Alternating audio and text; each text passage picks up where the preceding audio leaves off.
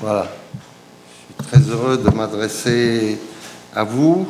Je ne suis pas tout à fait un homme de 9 h du matin, mais bon, on va quand même faire des efforts pour rassembler mes pensées sur un sujet aussi complexe. Je vais essentiellement parler de deux choses. Un, l'impact des conflits géopolitiques sur, éventuellement, on peut dire, les théologies religieuses. Et je suis souvent étonné comment les questions purement profanes, d'intérêt profane, de système politique, sont escamotées en règle générale, c'est la règle du jeu. Et donc, les populations s'emballent sur des thèmes de conflit des civilisations, des religions. Donc, je vais essayer un peu de déconstruire ces fausses équations en essayant de vous donner peut-être des équations un peu plus pertinentes. J'aurai une démarche en 10 points, en partant de la démonstration que les conflits sont toujours profanes, que pour moi le conflit culturel, le conflit religieux n'existe pas vraiment. J'expliquerai un petit peu cela, puis je terminerai en disant, pour l'amour du ciel, quand on parle du terrorisme, séparons-le complètement de recherche théologique ou de questions religieuses, parce que plus on va rechercher dans la théologie d'une religion ou dans les données anthropologiques d'une culture des raisons d'expliquer le terrorisme, plus en réalité, indirectement, on le renforce. Donc, moi, ça fait des années que je plaide sur un moratoire sur les discussions religieuses. Malheureusement, elles ont envahi tout l'espace intellectuel et culturel français. Et j'ai beaucoup de mal pour ce pays que j'aime, qui est la France. Quand j'arrive plus à regarder les débats télévisés. C'est devenu tellement aberrant, chaotique, inconséquent, que je vais essayer de remettre un peu d'ordre. Alors, premier point, par essence, un conflit entre des forces organisées, des États, des principautés, et profanes. On ne va pas tuer comme ça, on ne va pas mobiliser des armées pour des questions de théologie. Alors évidemment, il y a un gros problème, mais j'en discuterai pas, c'est ce qui s'est passé les premiers siècles du christianisme, ou ce qui s'est passé dans les guerres de religion en Europe, où effectivement, ces questions étaient très importantes. Mais je crois que les conflits ont toujours des causes qui sont profanes, agrandir le pouvoir d'un souverain, l'élargir, mettre la main sur des carrefours stratégiques. Et quand on parle alors du monde arabe et du Moyen-Orient, c'est un des carrefours stratégiques les plus importants du monde, qui relie les 3 continents, la Méditerranée de l'Est. C'est aussi pour mettre la main sur des matières premières ou de nouvelles richesses. On peut faire des lectures, même des croisades, que certes, l'expression est religieuse, mais l'ambition, elle est d'élargir les royaumes européens de l'époque.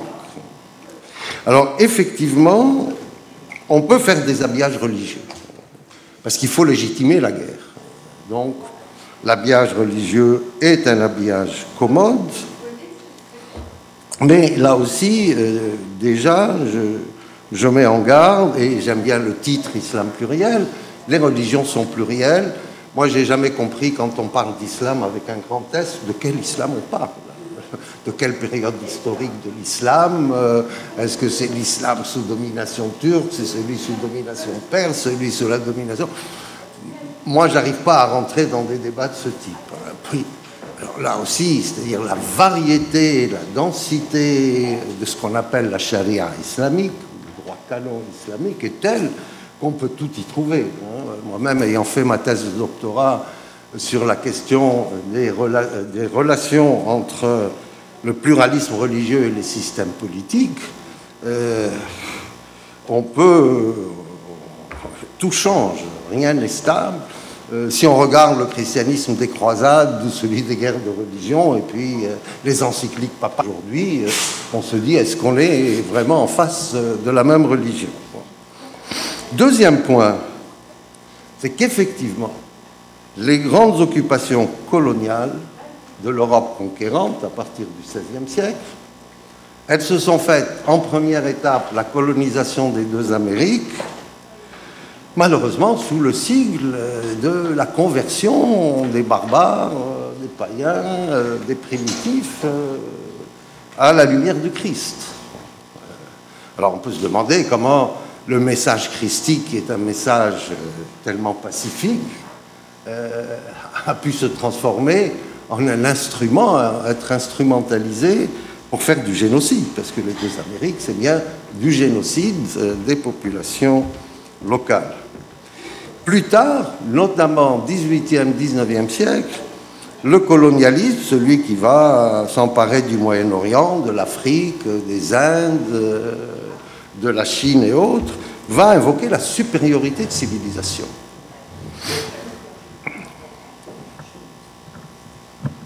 Et si je rappelle ces faits historiques, c'est parce que je pense que nous ne sommes pas encore sortis des logiques coloniales. Dans beaucoup des approches actuellement, y compris sur le terrorisme islamique, on fait retour à ces situations. Alors, troisième point, justement, je voudrais montrer que dans l'ère de la colonisation, c'est-à-dire grosso modo de la fin de la Seconde Guerre mondiale jusqu'aux années 70, on avait le mouvement des non-alignés qui s'était constitué, que ce mouvement des non-alignés était un mouvement totalement laïque et anti-impérialiste, et qu'étant anti-impérialiste, évidemment, il penchait plutôt vers l'URSS. Et c'est une époque où les partis communistes ont fleuri partout, et notamment dans le monde arabe, mais aussi en Indonésie.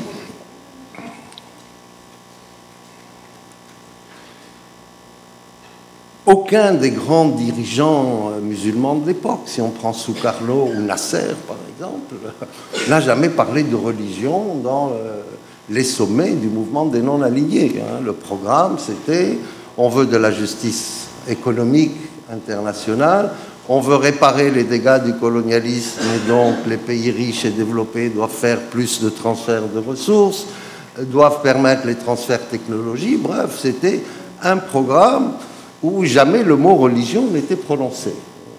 Donc, c'est très intéressant de revenir sur cette période, parce qu'il faut effectivement se demander comment, en l'espace d'une trentaine d'années, 40 ans, alors comment, en l'espace de 40-50 ans, on a pu comme ceci balayer toute cette culture politique, essentiellement politique et laïque, de ce qui s'appelait le tiers-monde, expression qu'on a bannie des vocabulaires, et quand on parle de tiers-mondisme, on parle très négativement de l'expression, pour installer justement l'idéologie du retour du religieux. Bon, ça, je vais en parler tout à l'heure, mais ici, je dois dire que cela s'est fait avec de très gros efforts, déployés notamment par les États-Unis d'Amérique, qui étaient extrêmement inquiets de cette extension de l'idéologie communiste dans tous ces pays nouvellement indépendants. Donc si on n'a pas le contexte de la guerre froide en tête, on peut très difficilement porter un jugement sur des gesticulations que nous connaissons encore aujourd'hui, où on instrumentalise les religions de façon extrêmement nocive. Alors, je dirais, et c'est mon quatrième point, qu'en fait, face à cette extension du marxisme dans le monde, n'oubliez pas l'Amérique latine aussi, n'oubliez pas la théologie chrétienne de la libération à l'époque, n'oublions pas les jeunesses étudiantes catholiques, n'oublions pas les prêtres ouvriers.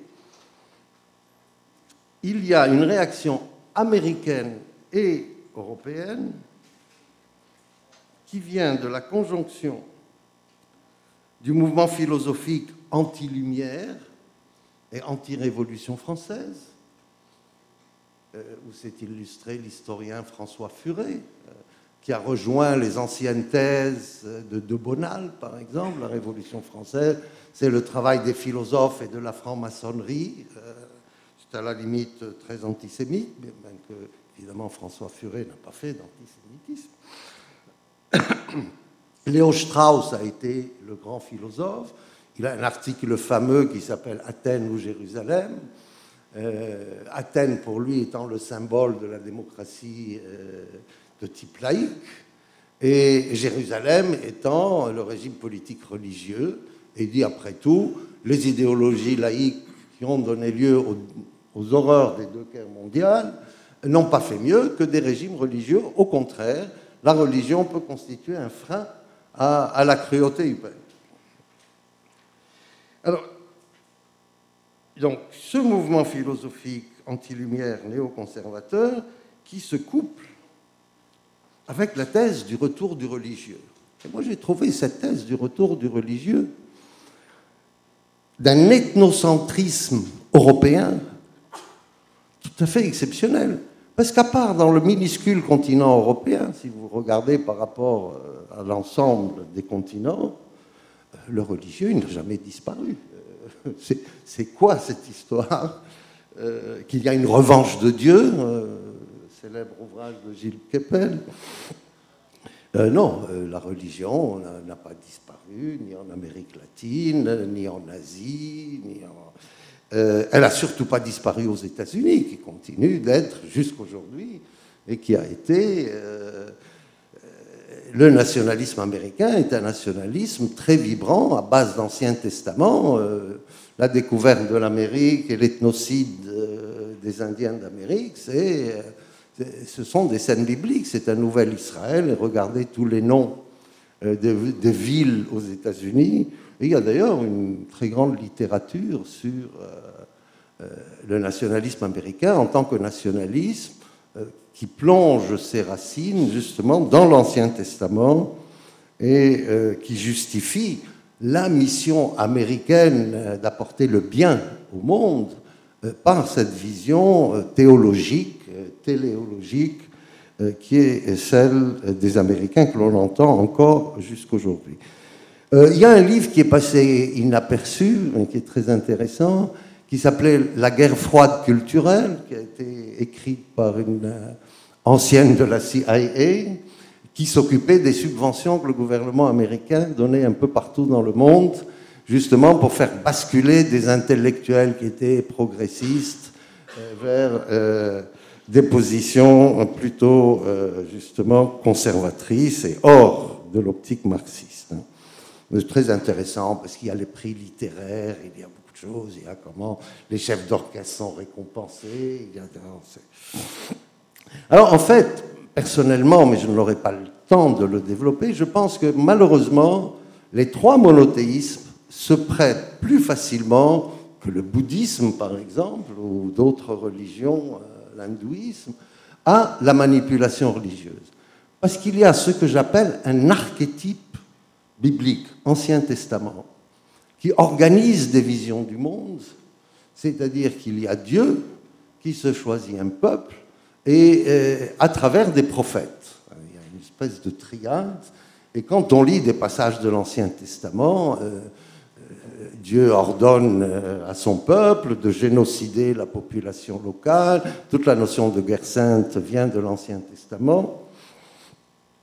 Et je pense que cet archétype biblique, je l'ai montré dans un de mes ouvrages qui doit s'appeler Le phénomène religieux au XXIe siècle, cet archétype biblique s'est laïcisé, mais sans perdre sa mécanique virulente. C'est-à-dire quand nous prenons les grands nationalismes européens du XIXe siècle, c'est des peuples élus, le peuple français, le peuple germanique, le peuple américain par la force des choses, qui ont leurs grands prophètes, qui sont les grands philosophes, Marx, Hegel, Weber, etc.,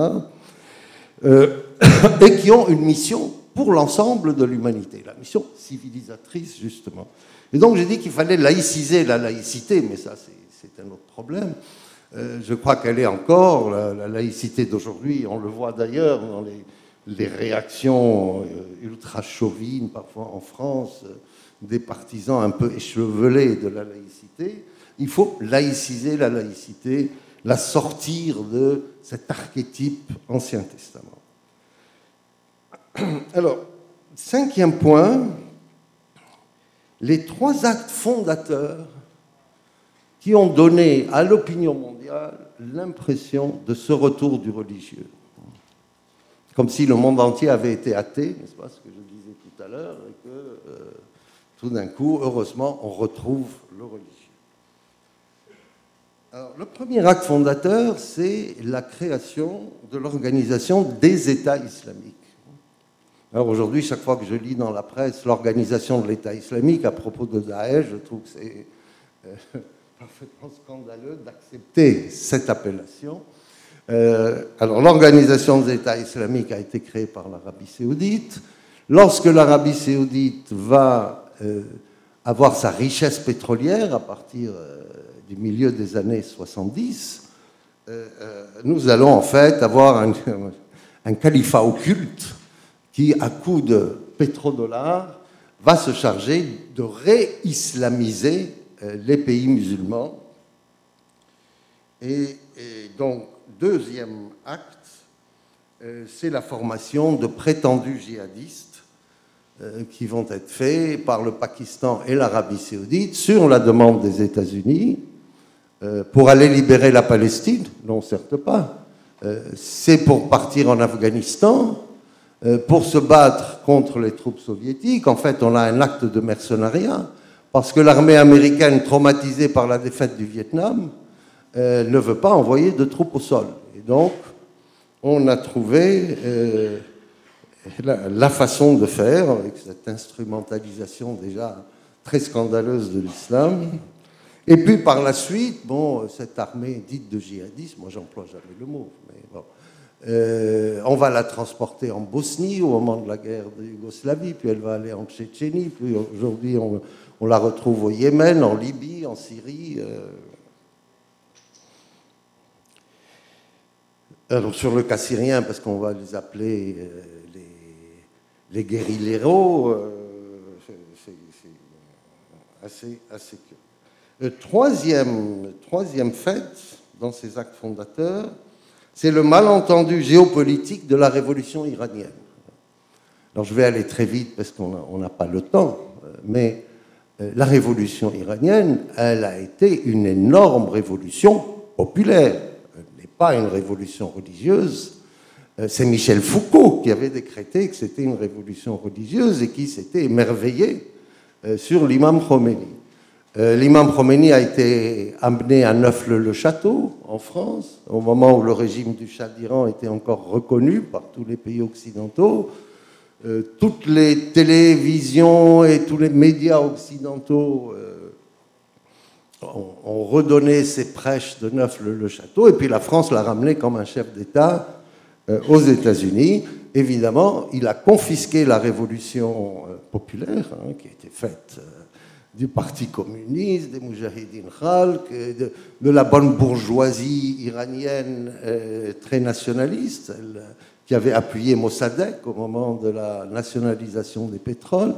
Et je vous rappelle que Mossadegh avait été démis de ses fonctions par un coup d'État organisé par la CIA en Iran. Et je pense que, en fait, les stratèges occidentaux qui ont sorti Khomeini de son exil en Irak, l'ont mis à Neauphle-le-Château, pensaient qu'on aurait un frère musulman classique qu'on pourrait très facilement manipuler. Et je voudrais rappeler ici que la première fatwa de takfir, c'est-à-dire comment est-ce qu'on traduit takfir, d'apostasie, de déclaration, de disqualification, comme lorsque l'Église catholique déclare quelqu'un pas chrétien, elle a été faite par Khomeini contre Salman Rushdie. Bref. Enfin, si vous lisez les dessous de la révolution iranienne, de mémoire de Bani Sadr, que personne ne cite, qui était le premier président de la République et qui a dû s'enfuir, montre tous les liens qui existaient entre l'imam Khomeini et son entourage et les États-Unis, tous les liens occultes qui pouvaient exister. Donc voilà les trois actes fondateurs de tous les désordres actuels. Aujourd'hui, parler du terrorisme islamique sans rappeler les formations données au Pakistan, en Arabie Saoudite, à cette armée de djihadistes qu'on transporte de pays en pays, suivant les besoins de la géopolitique des pays occidentaux, évidemment, on va tomber dans le piège du choc des civilisations. Je vais l'exprimer. Alors, face à ceci, en même temps que ces actes fondateurs, 6e point, on a deux orientations médiatiques et académiques dans le monde occidental. La première, c'est prêcher la réislamisation du monde arabe, avec toute une série de récits canoniques que j'analyse et je décortique dans mon prochain ouvrage, qui devrait paraître en début de l'année prochaine, sur le viol qu'aurait constitué non seulement la colonisation, le viol de la psyché islamique, mais ensuite des régimes laïques qui auraient porté atteinte à la psychologie profonde des peuples musulmans qui sont par essence des peuples religieux. Et donc, réislamisé, il y a eu beaucoup de travaux américains dessus, il y a des ouvrages phares, mais je n'ai pas le temps d'en parler, qui ont eu beaucoup d'influence en France d'ailleurs, et comme moyen de continuer de combattre le nationalisme anti-impérialiste qui était trop gênant. Ensuite, deuxième élément dans cette orientation académique, alors je trouve que ça c'est une opération exceptionnelle.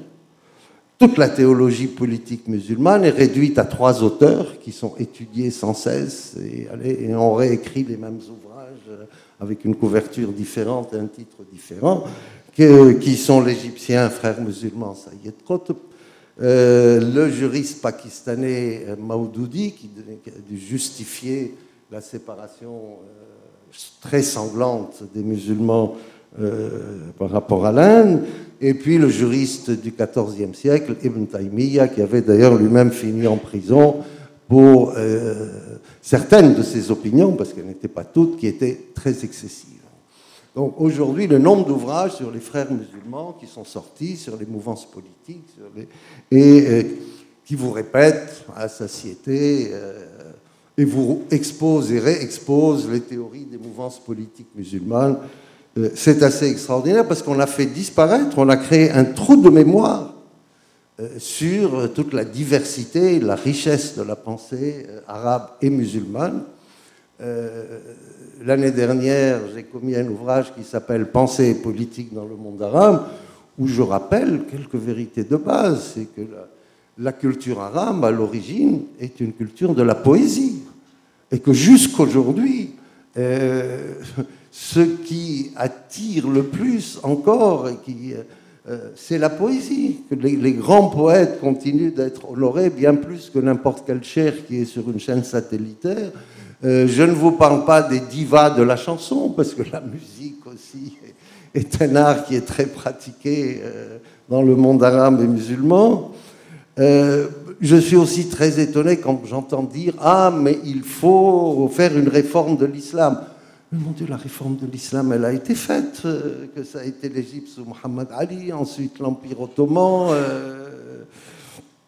les très grands cheikhs de l'Azhar qui ont modernisé complètement les jurisprudences musulmanes, dont un ouvrage d'ailleurs phare et clé qui s'appelle « L'islam et les fondements du pouvoir », Cheikh Ali Abdelraz, qui a dit « Mais il n'y a absolument rien dans le Coran ». Effectivement, le Coran n'a aucune trace d'un régime politique quelconque à suivre. Hein. Donc la réforme, elle a été faite. Entre l'islam dans lequel je suis né, il y a, je n'ose pas vous dire le nombre d'années, et l'islam d'aujourd'hui, on a affaire à une autre religion, c'est l'islam wahhabisé, je rappelle ici, c'est-à-dire la doctrine d'État de l'Arabie saoudite, et je rappelle que le wahhabisme avait été condamné par la plupart des juristes musulmans à son apparition, à cause de sa pratique, notamment de la violence et d'un appauvrissement complet de la théologie musulmane. Septième point, pourquoi il n'y a pas de conflit de civilisation? Et surtout pas entre l'Occident et l'islam.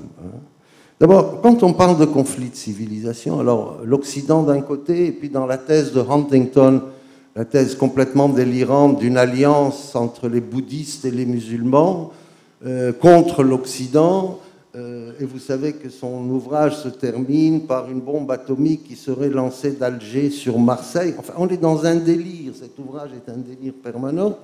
D'abord, où est l'Occident? Moi, je n'arrive pas à le saisir.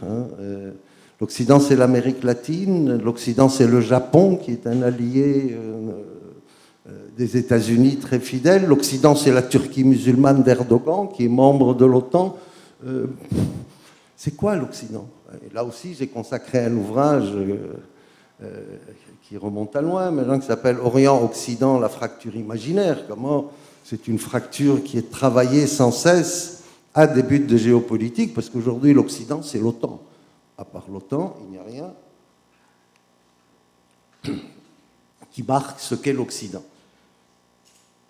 Et l'intensité d'emploi du mot Occident et nos valeurs occidentales dans les discours des chefs politiques des pays membres de l'OTAN est extraordinaire et joue dans la logique du conflit des civilisations. Deuxièmement, dans l'histoire des civilisations, les conflits intracivilisationnels sont tellement importants que ça ne veut rien dire une civilisation occidentale. Si vous prenez même l'histoire de l'Europe, qui était entièrement chrétienne, bon, regardez les conflits majeurs, alors, en dehors des guerres de religion, catholiques, protestants, mais les conflits majeurs entre les Allemands, les Anglais, les Français, les Slaves, les Russes, etc. Ça n'a pas arrêté. Prenons l'islam, c'est absolument pareil. Prenons les sociétés musulmanes, c'est absolument pareil. Ça a été sans arrêt une histoire de guerre entre royaumes, principautés musulmanes. Les grandes guerres entre l'Empire ottoman et l'Empire perse sont celles qui ont affaibli l'ensemble des sociétés musulmanes. Personne n'en parle. La guerre entre l'Irak et l'Iran, c'était hier, qui a été une guerre ravageuse, destructrice. La guerre du Yémen aujourd'hui, enfin, partout, nous trouvons des conflits intracivilisationnels. Mais par contre, là où les médias et certains travaux académiques travaillent, c'est face à la mondialisation et à la réduction de l'impact des nationalismes classiques de type laïque, on fait des nationalismes de type civilisationnel. Ah, moi je suis un occidental, à nos valeurs, et chaque fois qu'on a une opération terroriste, par exemple, chaque fois que j'entends dire « Ah, mais ils en veulent à nos valeurs et à notre démocratie », je trouve ça loufoque. Le but d'un terroriste, c'est de tuer, et je ne crois pas que la démocratie, ou abattre la démocratie, soit un but véritable.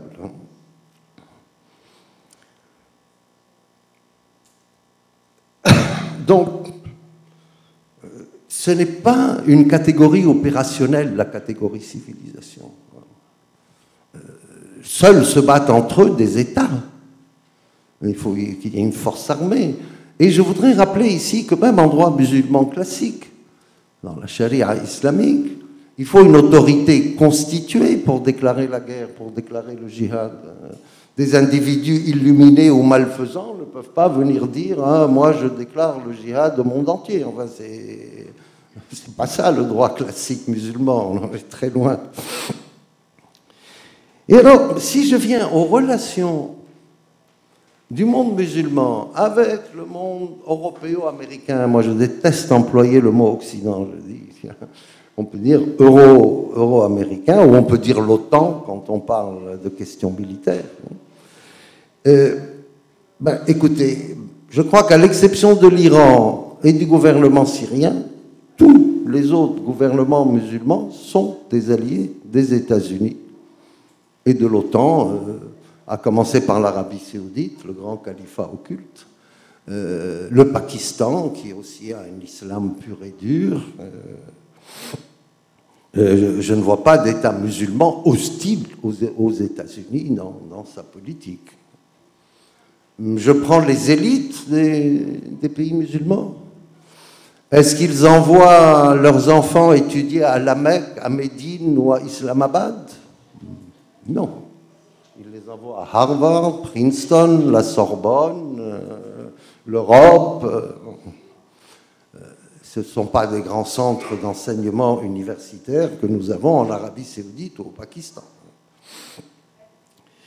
Et alors venons-en aux pauvres et aux exclus du monde musulman. Ils risquent leur vie et la vie de leur famille pour arriver en Europe. Donc vraiment, quand on me parle de conflit de civilisation, moi je le cherche et je me gratte la tête. Les États, les élites, les pauvres et les marginaux sont tous fascinés par la civilisation occidentale. Alors ici aussi, je voudrais rappeler, je le dis très rapidement, que le monde entier a été occidentalisé. Mais c'est fini, on ne peut pas revenir en arrière, hein, pour le meilleur comme pour le pire, mais continuer d'opposer Orient-Occident est une aberration dans le domaine de la circulation des cultures. Alors, je vais en arriver à mes derniers points.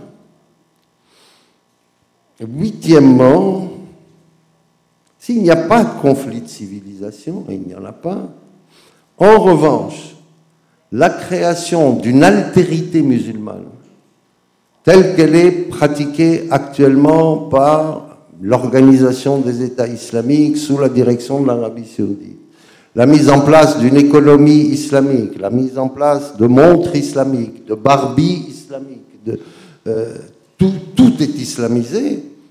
Alors oui, elle joue dans le camp du conflit de civilisation.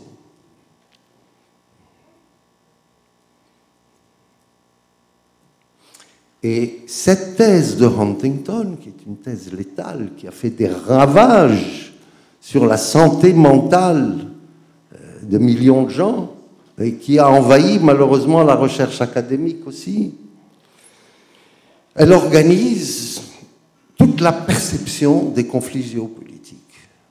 Donc des conflits qui seront totalement profanes, les conflits qui sont déclenchés par les États-Unis, par exemple, qui envahissent des pays souverains tels que l'Irak, l'Afghanistan, au prétexte de lutter contre le terrorisme islamique, sont légitimés.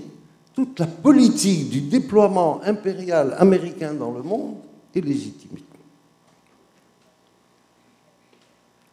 Elle légitime la permanence de la colonisation israélienne. Parce que si on a créé une altérité musulmane, c'est créer une altérité musulmane, c'est créer aussi de plus en plus une altérité juive, qui fait que l'État d'Israël est un État qui ne répond pas au droit international classique, de même que, côté musulman, l'Arabie saoudite et beaucoup d'États musulmans se sont fait leur propre charte des droits de l'homme islamique.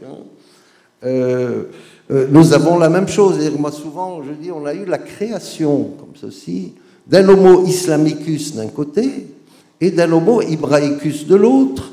Et je suis toujours très choqué quand j'entends sur les ondes françaises parler des Juifs de France, et non pas des Français de confession juive, ou parler des musulmans de France. Et c'est l'aberration totale, complète. Comme s'il y avait là des éléments totalement hétérogènes à la société française elle-même.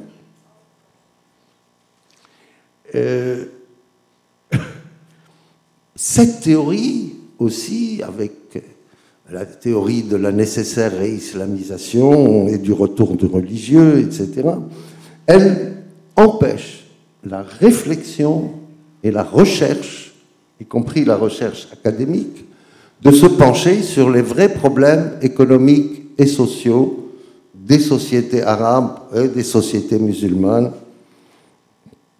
et aussi des sociétés européennes aujourd'hui qui sont en proie à un néolibéralisme déchaîné qui fait qu'on a les montées d'extrême droite et que l'Europe a beaucoup de problèmes.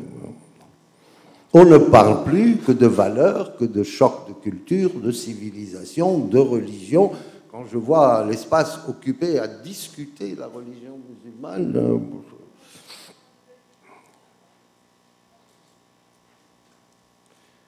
tout cela est vraiment très inquiétant. Pour ce qui est du monde arabe,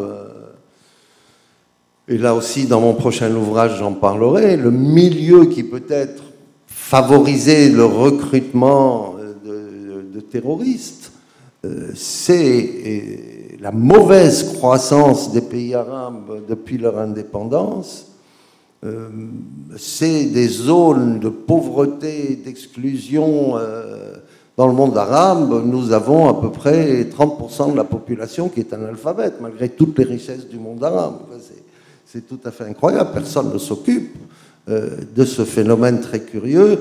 C'est la rente pétrolière qui a créé une économie, n'est-ce pas, où les richesses sont accaparées par les familles régnantes ou les chefs d'État qui distribuent la manne pétrolière sans qu'il y ait aucun effort productif, hein, sans qu'il y ait appropriation des sciences et des techniques. Depuis Mohammed Ali et jusqu'à Abdel Nasser et Saddam Hussein et Boumediene Malangé, on a eu des essais d'industrialisation ratés. Il faut s'interroger sur ces phénomènes. Il faut comparer les performances socio-économiques des pays du sud-est asiatique, de la Corée du Sud, de Singapour, de Taïwan, aujourd'hui de la Chine, avec les performances arabes qui sont nulles. Nulles. Il n'y a pas un produit industriel qui est utilisé mondialement et qui est fabriqué dans le monde arabe. Rien, rien. On a les plus hauts taux de chômage de tous les continents, après les statistiques du Bureau international du travail, la plus faible participation de la femme au marché du travail. On a 30 à 35% de la jeunesse qui est, et notamment de la jeunesse diplômée, qui est au chômage. Et bref, mais ce modèle de développement qu'on a appelé, on est plusieurs économistes arabes, on a écrit, ça fait des années qu'on a écrit, le modèle rentier de développement des pays arabes, à notre avis, produit la situation actuelle. Couplé avec l'OPA, la mainmise de l'idéologie wahhabite sur les sociétés musulmanes, vous savez, le résultat que l'on a ici, sous nos yeux, qui est des sociétés qui se désintègrent, des interventions externes de plus en plus massives au nom des bombardements humanitaires comme en Libye, l'envoi de dizaines de milliers de djihadistes de toutes les nationalités en Syrie, comme on les avait envoyés ailleurs auparavant. On est dans un chaos mental et dans un chaos de violence sur le terrain. Le chaos mental produit le chaos de violence sur le terrain. Alors, je vais en terminer avec 2 points. Personnellement, ça fait des années que je dis, pour l'amour du ciel, moratoire sur les discussions religieuses. Je ne vois pas pourquoi l'islam doit être discuté partout dans des pays non musulmans. C'est incroyable. Il n'y a pas une religion qui est aussi discutée. Et je sais tous les efforts que vous faites et qui sont faits ici, dans cette association Islam plurielle. Mais, enfin, interrogeons-nous. Pourquoi? Pourquoi? Sinon, parce que cela fait le lien avec le terrorisme, ce qui est extrêmement malsain. Donc il faut absolument couper ce cordon ombilical. C'est pas parce que les terroristes vous disent... vous mettre ce drapeau qui ressemble d'ailleurs, le drapeau de Daesh, étrangement au drapeau de l'Arabie Saoudite, hein, je vous ferai remarquer. Et c'est curieux qu'un membre des Nations Unies ait comme drapeau une formule religieuse avec une épée dessous, et que personne n'ait sourcillé. Mais enfin, comme personne ne sourcille sur le fait que la Palestine continue d'être colonisée tous les jours et que la population palestinienne supporte l'insupportable depuis 100 ans, bon, il ne faut plus s'étonner de rien. Et nous sommes arrivés aujourd'hui à discuter de terrorisme modéré et de terrorisme radical. C'est incroyable. Hein. Alors là aussi, interrogeons-nous, qui est un terroriste? Est-ce que les Kurdes du PKK sont terroristes? Est-ce que le Hezbollah, quand il libérait le sud du Liban de 22 ans d'occupation israélienne, était terroriste? Est-ce que les Palestiniens qui résistent sont des terroristes? Donc déjà, même la notion de terrorisme a tellement besoin... Vous savez, les Nations Unies ne se sont pas mis d'accord, d'ailleurs, sur une définition.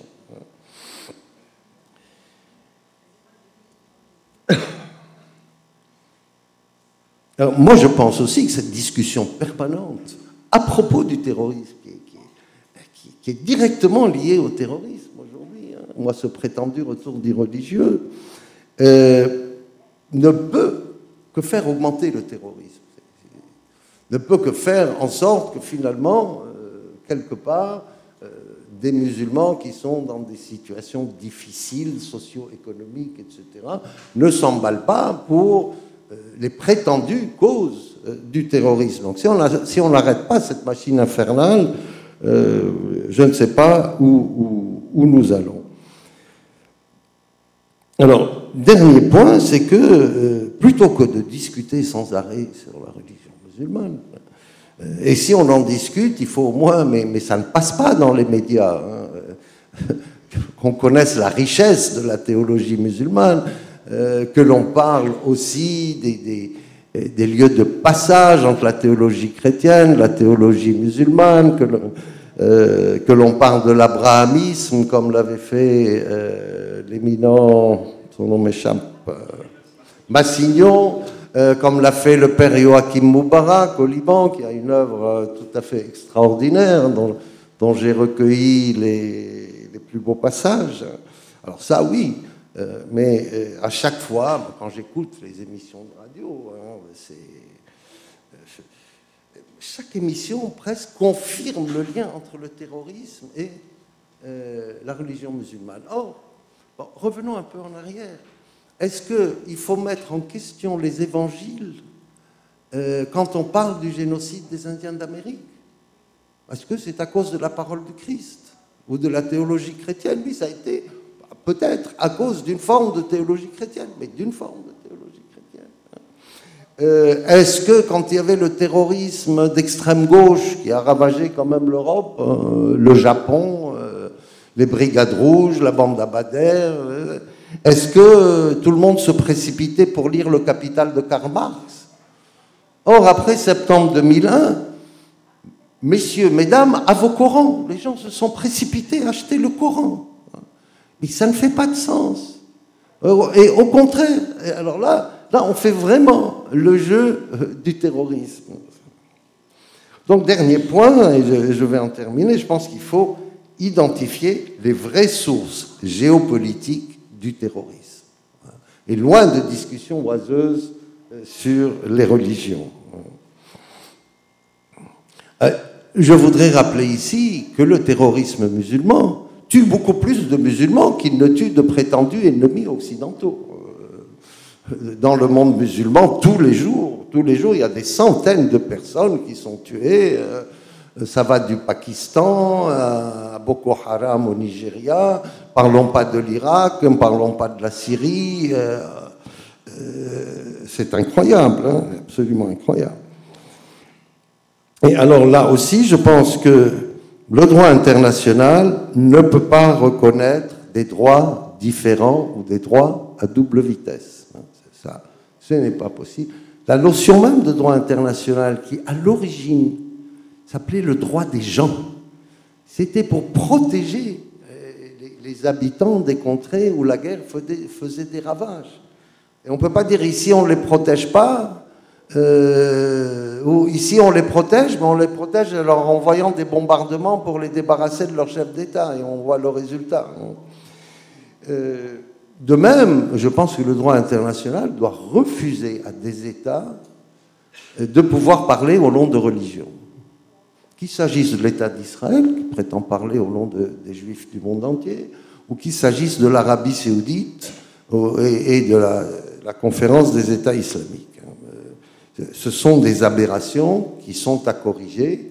Évidemment, cela va être une longue lutte. Ce n'est pas demain que cela va se faire. Mais je pense que pour sauvegarder nos religions monothéistes et pour sauvegarder la paix du monde, il y a de très très gros efforts à faire pour s'extraire de toutes les logiques perverses qui sont issues de la thèse du conflit de civilisation. Et lorsqu'on veut répondre à la thèse du conflit de civilisation en disant mais non, nous allons faire le dialogue de civilisation, de religion, eh ben, c'est que, implicitement, on a confirmé la thèse du conflit des civilisations. Oui, ce sont les civilisations, les religions, les valeurs qui font les guerres, et non pas les intérêts profanes des dirigeants. Et donc, faisons parler les religions entre elles, ou les cultures entre elles. Alors là aussi, c'est-à-dire, à chaque fois, quand on me dit, mais viens, il y a un colloque, dialogue de culture ou de religion, je dis, mais qui suis-je pour parler au nom du christianisme, au nom de ma communauté chrétienne maronite? Si j'étais musulman, qui suis-je parler au nom de l'islam? Ça n'a pas de sens. Et moi, j'ai assisté, parfois pendant l'autre guerre, au Liban, on faisait des sessions de réconciliation.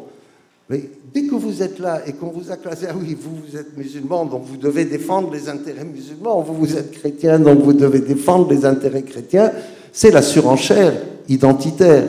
Donc, ce sont des pièges assez dangereux dont il faut essayer de s'extraire. Je pense que dans tout ce qui est dialogue de religion, dialogue de culture, il faut condamner l'instrumentalisation des religions avec la plus grande fermeté au nom de la défense de ces religions. Merci.